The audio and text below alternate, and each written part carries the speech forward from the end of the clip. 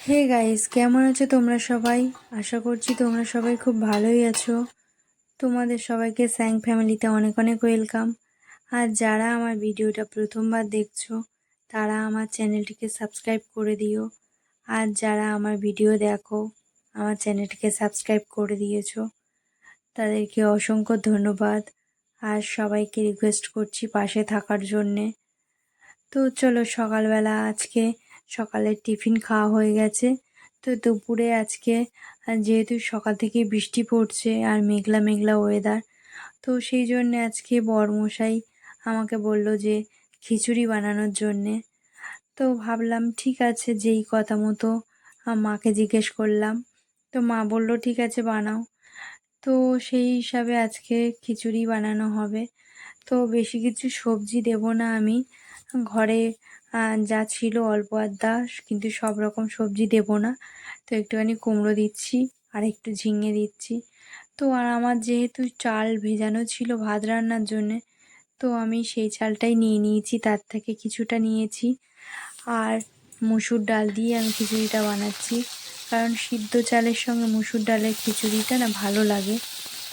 তো আমি তো এটা আর পুজো বা কোনো অকেশান পারপাসে খিচুড়িটা হচ্ছে না, এমনি নর্মালি বাড়ি খাওয়ার জন্যে হচ্ছে। তো সেই জন্যে মুসুর ডাল দিয়ে আর সিদ্ধ চাল দিয়ে এরকমভাবেই বানাচ্ছি। আর যদি পুজোর উপলক্ষে কোনো খিচুড়ি বানানো হয়, তখন আমাদের নিরামিষ বানানো হলে অ্যাকচুয়ালি বা গোবিন্দভোগ চাল, মুগের ডাল এইসব দিয়েই বানানো হয়। কিন্তু বাড়িতেই নর্মালি খাওয়ার জন্যে এইরকমভাবে মুসুর ডাল দিয়ে আর সিদ্ধ চাল দিয়ে এরকমভাবে বানানো হয় মাঝে মধ্যে। তো যাই হোক, আজকে খিচুড়ি হবে আর আলুর দম আর সঙ্গে ডিম ভাজা।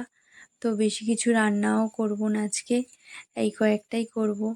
আর আমাদের এখন ভাদ্র মাসে প্রচণ্ড কাজের চাপ থাকে, কারণ আমাদের রান্না পুজো আছে। তো সেই হিসাবে ভাদ্র মাসে না প্রচণ্ড মানে কাজের প্রেশার থাকে। সব ঘর বাড়ি পরিষ্কার করা, তারপর জামা কাপড় কাচাকুচি আর রৌদ্রে দেওয়া। তো আগে প্রত্যেকবার আলমারি থেকে জামা কাপড় বার করে সবটাই রৌদ্রে দিতাম, কিন্তু এখন সময়ের অভাবে আর অতটা পেরে উঠি না, সবটা আর দেওয়া হয় না। কারণ সবটা বার করে রৌদ্রে দিতে গেলে রোদ্দুর যখন হবে দেওয়া যাবে, কিন্তু আবার অতটা জিনিস গোছানো অনেকটা সময় লেগে যাবে। তো সেই জন্য ভাবলাম যে যখন বৃষ্টি টিষ্টি আর হবে না, তো সেরকম টাইম দেখে রোদ্দুরে দিয়ে দিয়ে গুছিয়ে নেব। আর এই এখন তো কখনো বৃষ্টি হচ্ছে, কখনো রোদ্দুর হচ্ছে, এরকমভাবে আবার বাচ্চা নিয়ে এরকমভাবে এখন পেরে উঠবো না, সেই জন্যে আর এখন আর সেইভাবে রোদ্দুরে দেওয়া হয় না। কিন্তু বাদবাকি যে কাজগুলো সেইগুলো সবই হয়, ঘর পরিষ্কার থেকে শুরু করে জামা কাপড় কাচাকুচি। তারপর এই মানে একটা যে ঘর সেটা তো নয়, সব ঘর পরিষ্কার। তো আমি একা করি না, যদিও মা আমি দুজন মিলে করা হয়।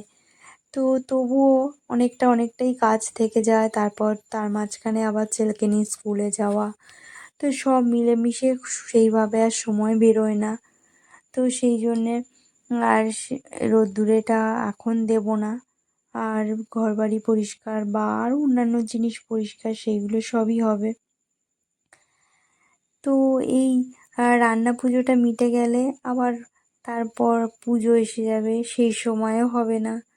তারপর পুজোর পর একে একে অনেকগুলোই পুজো আছে। তো সেই শীতের দিকে একটু রোদ্দুরে দিলে ভালো হবে, কারণ তখন রোদ্দুরে দিলে কষ্টটাও কম হবে আর তখন বৃষ্টিটাও হবে না, তো কোনো ঝামেলাও থাকবে না। তো সেই জন্যে আর এরকমই ভেবে রেখে দিয়েছি যে শীতের দিকেই রোদ্দুরেটা দেবো। তো যাই হোক, এদিকে কথা বলতে বলতে আমার রান্না অনেকটাই এগিয়ে গেছে। তো আমি বেশি কিছু মশলা খিচুড়িতে দিইনি। তো আর এই যে আদা বাটা জিরে বাটা এই দুটোই দিয়েছিলাম। আর এই আলুর দমের মধ্যে একটু আবার এক্সট্রা করে আদা বাটা জিরে বাটার সঙ্গে একটু আলুর দম মশলা, একটু কাজু কিশমিশ বাটা এরকম দিয়েছি।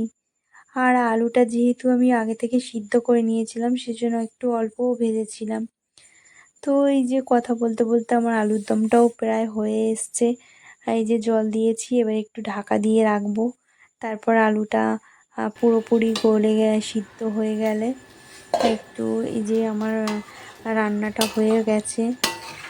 তো এবার একটু ওর মধ্যে গরম মশলা দেবো। তো গরম মশলার আমি সবগুলো কিছু দেব না, শুধু এলাচ একটু কয়েকটা ছোট এলাচ থেতো করে নিয়ে আর দিচ্ছি।